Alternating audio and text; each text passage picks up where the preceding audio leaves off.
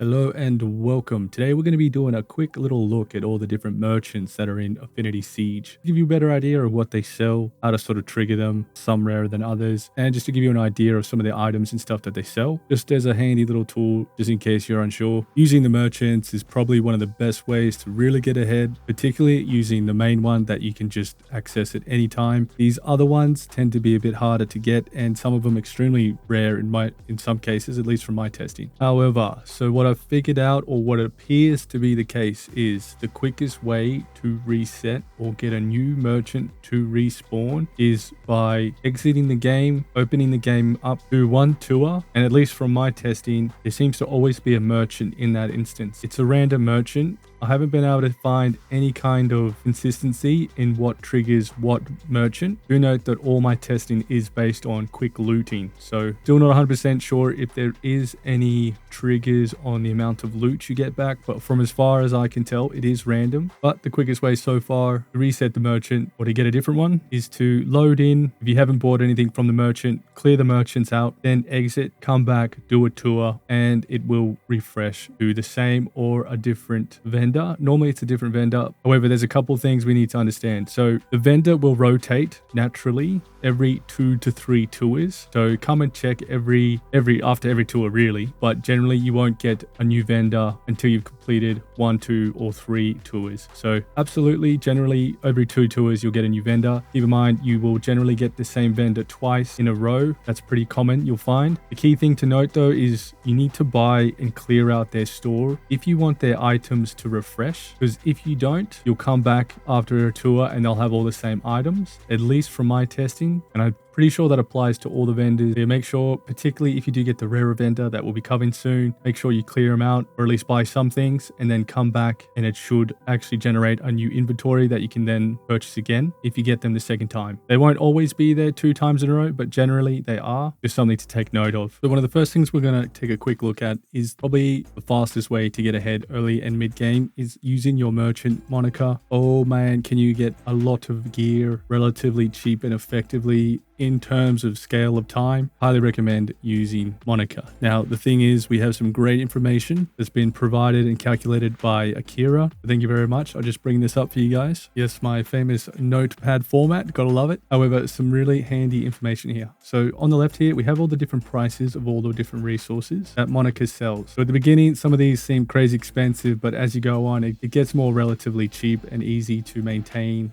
a lot of purchases from Monica. But this is just a good reference in case you're curious. And this is some really handy information that Akira has provided that gives a breakdown of whether or not it's really worthwhile buying or crafting something yourself. So anything that is negative in this list, it's better to craft it or build it yourself, except for where it just says buy it, because it takes a while to gather the resources required. So say for instance, it's obviously going to be much easier and quicker to buy and purchase the Sea-Wiz, the small artillery, etc. So keep in mind, generally all this stuff is really worthwhile just buying because it does save so much time, especially down in the late game, man. You can just buy trucks of this stuff because you got quick loot and you have a ton of energy, so you can just smash through it, get very rich quite quickly. Really does snowball just the teething process at the beginning, and that's why using Monica to get early stuff and gear is really, really helpful. But just looking at some of the best things to purchase in terms of what they cost to compare to the materials cost, you will have your combat cover. That seems to be definitely one to purchase. Liquid metal is a good one. Volatile barrier. But again, most of this stuff is just going to be a buy it situation. Keep in mind what you should target buying early game. Very much your machine gun turret, your 30mm light turret, your Nexus, those kind of things. Don't worry about getting any of the legendary stuff too early because it's just not worth it. You're better off building a higher frequency of the earlier towers to begin with, just to get you off to a better start. Now, of course, your batteries, always buy your batteries whenever you can see them. It's not on here from what I can see, but make sure you always buy crates as well. But yeah, just some handy additional information. Definitely worthwhile sharing. And thanks Akira again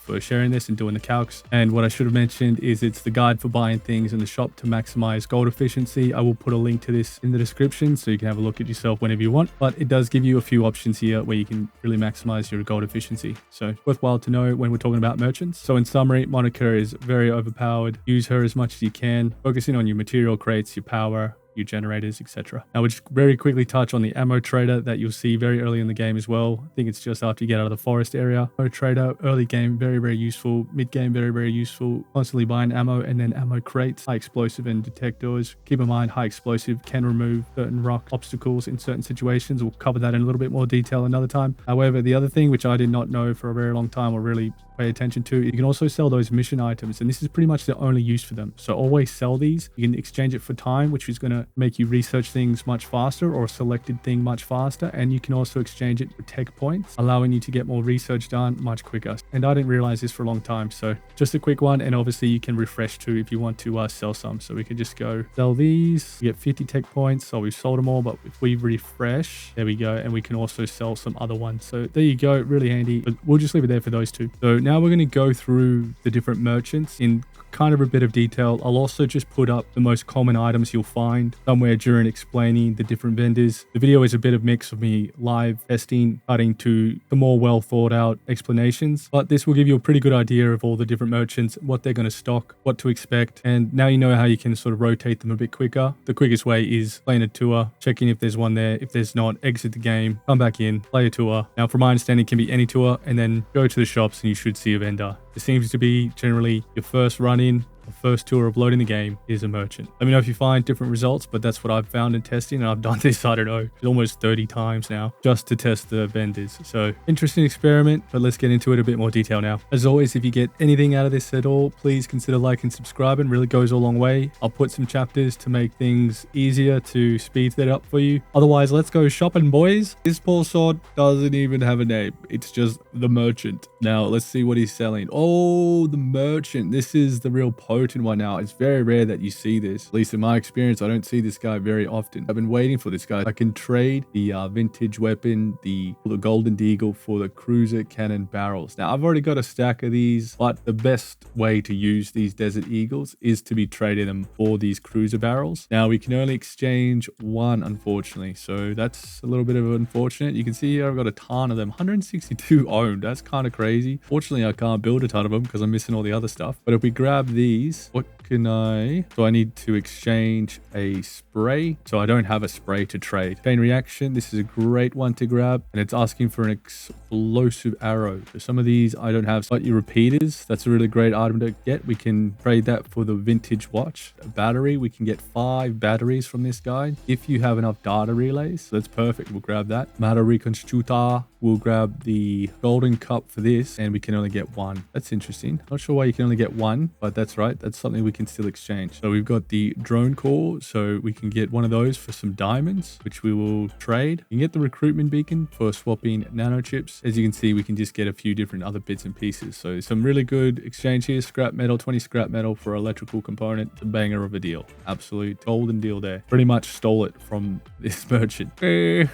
He's just chilling. So this I really want to get. So what do we need? We need the explosive arrow. Oh, okay, my bad. So I didn't notice, but you can see here there's a 3-N. So you need 10 spray to be able to get the light. To chain reaction, we need 20 explosive arrows in order to get chain reaction. So this could be, especially if you're early to mid game, make sure to always hold on to your Zens, because in this instance it'd be really handy to be able to trade a chain reaction for some much lower explosive arrows. So there you go. I have not visited this merchant much, so this is really cool to finally see him again. Now the merchant is definitely one of the harder ones to trigger. At least in my experience, it's been pretty tough getting this guy in any kind of consistency. However, the merchant is one of the best ones you can possibly get, and that is because you can get the cruiser cannon barrel, chain reaction, and some other really helpful items, components, materials, and some other things that you can get. However, in all the testing that I've done, he seems to be the rarest out of all the merchants, only spawning once out of 12 tours, but probably one of the best ones you can come across, mainly because you can get access to that cruiser cannon at a really lower level. Not that you'll be able to build anything with it to start with, but down the track it's very, very helpful. So keep in mind, you do not want to sell any of your valuables, and that's why it's so handy hanging on to them and not selling them, particularly particularly those random ones like the Desert Eagle, a watch, diamonds, etc. There's so many different ones. Hang on to them because you'll be able to trade them at these different stores. And we have Yoshida. So let's see,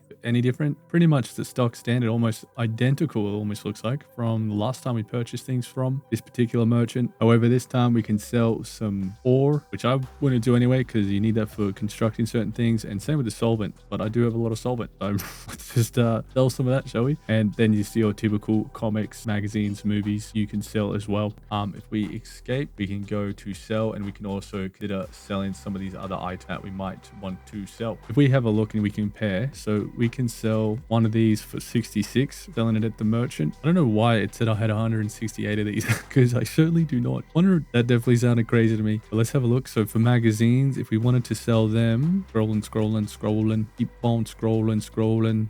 Can I use the looking for a magazine? Am I in the right spot? Oh, hold on, valuables. Invaluables. Okay, so we can sell the vintage game for 46, the vintage comic for 20, vintage movie for 28. So comparing to selling it, you get a little bit better pricing, selling your magazines and everything. Okay, so we just did one tour that time, and now we have Joe Brown. So let's see what Joe Brown has for us. Bit of an older guy. This guy looks weathered, so hopefully he can explore a bit more of the rarer stuff, maybe. I don't know. So he's got some material crates, so we'll grab those. High explosive, why not? We'll just grab those because we cashed up from all the different tours we've been doing on quick loot over and over again. Oh, okay, so Johnny Boy has got some good gear here. He's got some levitation boot +2. So keep in mind that +2 generally means it's a bit better. I think it goes all the way up to +4 from memory, 5, 6. I can't remember exactly, but definitely you're looking for stuff that has a plus, at least from my understanding. Now, I've already got 2 of these, but I will just grab this, and because I can trade a high energy matter and only got 11 of those, so just going to trade that for this just to have that extra gear to throw onto someone. Now the shield sight, I only have 2 of these as well, so, and it's got a very good CR rating, and I can exchange it for a broken missile, which I have a ton of, so that's a great bargain. The turbine, quite a good combat rating as well for high energy matter, so we'll trade one of those. And this just gives you an idea. So Johnny Boy, at least right now, he is selling some great weapons, and we're just going to grab them all just because why not? But here we go. So this is Johnny Boy. Now we'll do some more testing. Oh, not Johnny, Joe Brown.